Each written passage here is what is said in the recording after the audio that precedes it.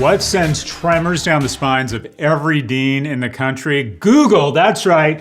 GOO to the G has unveiled a plan to disrupt the college degree, or more specifically to unbundle it with micro-certification for in-demand jobs. The program is a 6-month commitment and will likely cost less than $100 a month, a fraction of the $80,000 most private colleges charge students for 4 years. I took 5, spent 1 year watching Planet of the Apes trilogy and smoking a lot of marijuana. Worth it! By the way, university leadership trying to shift shame to the students for being, i.e. students and young people, is, you guessed it, shameful. What an absolute shocker.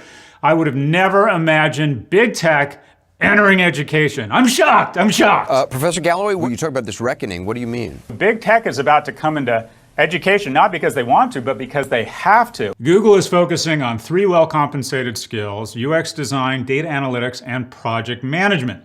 These are opportunities with high growth potential. The data analytics market alone is forecast to grow at a compound annual growth rate of 30% through 2023. Google's entry into education should come as no surprise for a couple reasons. One, in addition to healthcare, U.S. higher education is a sector ripe for disruption. How do you know you're ripe for disruption?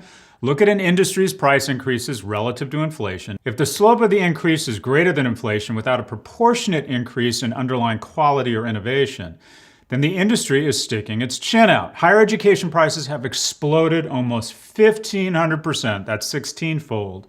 Since 1978, preying on the hopes and dreams of middle-class households, while their wages remain stagnant. 2, big tech is hungry for growth, and education may be the biggest and weakest jaw it can find. I would argue healthcare first, but education a close number 2. You have to go big game hunting when you're one of the big 4, who between them need $500 billion, even assuming some operational leverage and top-line growth to maintain their stock's trajectory. There are very few sectors that offer a carcass that large. Education promises the growth and earnings needed for big tech to double their market capitalization using existing resources. Google will leverage its 120,000 strong workforce plucked from the best schools and turn them into professors. And given their monopoly on search, it's likely marketing won't be an issue. This is the beginning of the unbundling of higher education, not dissimilar to the unbundling of media, specifically the monopoly called newspapers in the 90s, when Craigslist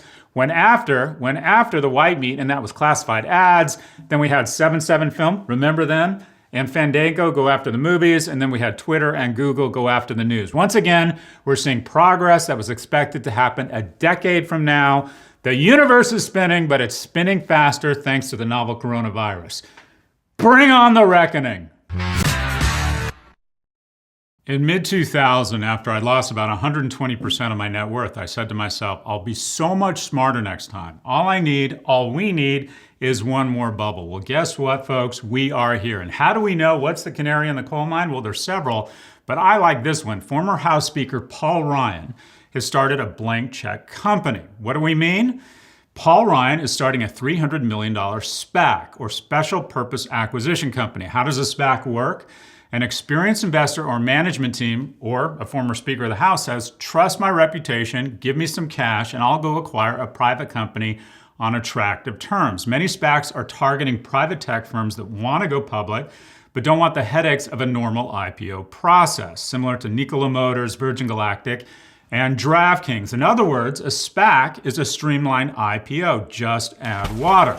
They're enjoying a resurgence in popularity due to a supply and demand imbalance. The supply side of the market is tightened up as entire swaths of the economy are shut out from the IPO market. On the demand side, institutional investors are living their best life. So we have a lot of capital horny for companies. To predict the future performance of SPACs, you need to know they have a finite amount of time to acquire a target, generally 2 years. If they can't acquire a company in that period, they need to return money to the investors. This means that as managers similar to Paul Ryan become desperate, negotiations favor the seller. So far in 2020, there have been 75 SPACs raising a record $30 billion. But this gravy train might be ending with Paul Ryan, who again, see above, may be the canary in the coal mine. How do I know, or how do I recognize canaries in a coal mine? I was once that canary, or more like an ostrich. Before the Great Recession, I raised over $1 billion, no joke, in special purpose vehicles to turn around companies including the New York Times, Gateway, Sharper Image, United Retail, and Red Envelope. I would raise a shit ton of money, buy stock, harass the management team and the board, go on the board, and then use my genius to unlock value. What a great idea. It was a great strategy until market conditions corrected, which they invariably do.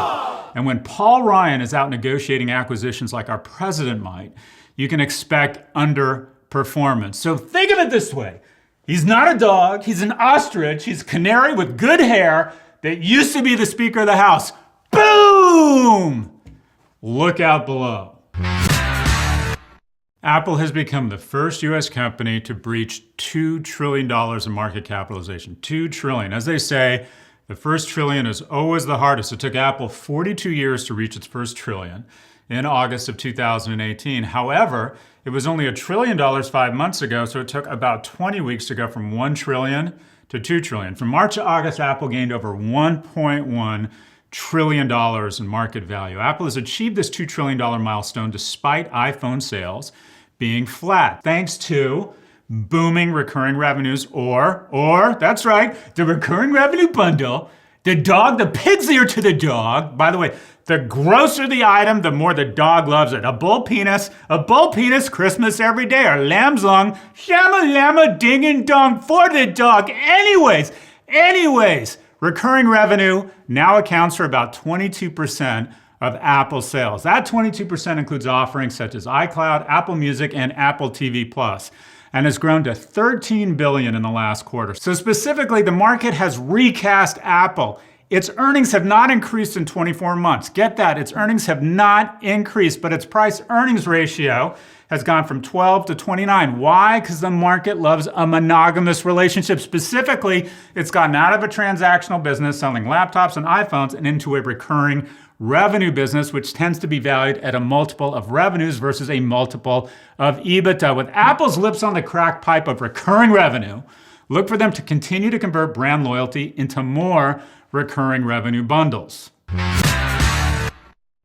Subscribe now and get special insight to our first guest, Kimberly Guilfoyle, as the best is yet to come! Tomorrow belongs to me, you fucking weirdos! Subscribe now.